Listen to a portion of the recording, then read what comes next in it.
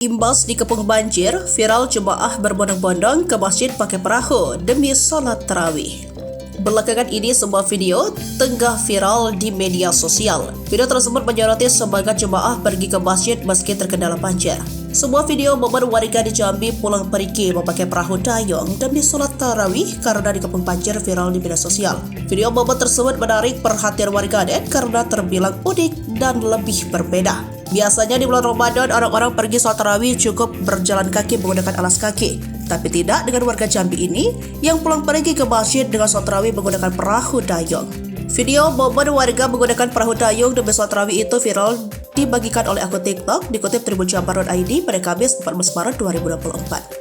Dalam video tersebut memperlihatkan sekumpulan warga keluar dari masjid. Menariknya, masjid tersebut tampak seperti dikepung banjir. Para warga lengkap memakai baju kokoh dan untuk perempuan memakai mukena keluar dari masjid.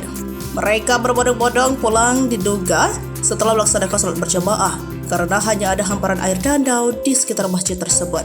Uniknya mereka pulang pergi ternyata memakai perahu dayung. Terlihat para warga tersebut menggunakan perahu dayungnya masing-masing setelah sholat berjamaah. Dalam keterangan disebutkan ternyata momen warga pulang dari masjid menggunakan perahu dayung itu setelah mereka melaksanakan sholat tarawih berjamaah pada 1 Ramadan 2024. Disebutkan momen tersebut terjadi di Jambi Seberang, Desa Ulu Gedong, Kecamatan Danau Teluk. Sebagai informasi, Jambi Seberang merupakan sebuah kawasan di seberang pusat kota Jambi yang terpisah oleh Sungai Batanghari. Digambarkan air tampak seperti sungai yang mengenang di kawasan masjid tersebut karena banjir yang sudah 3 bulan belum surut.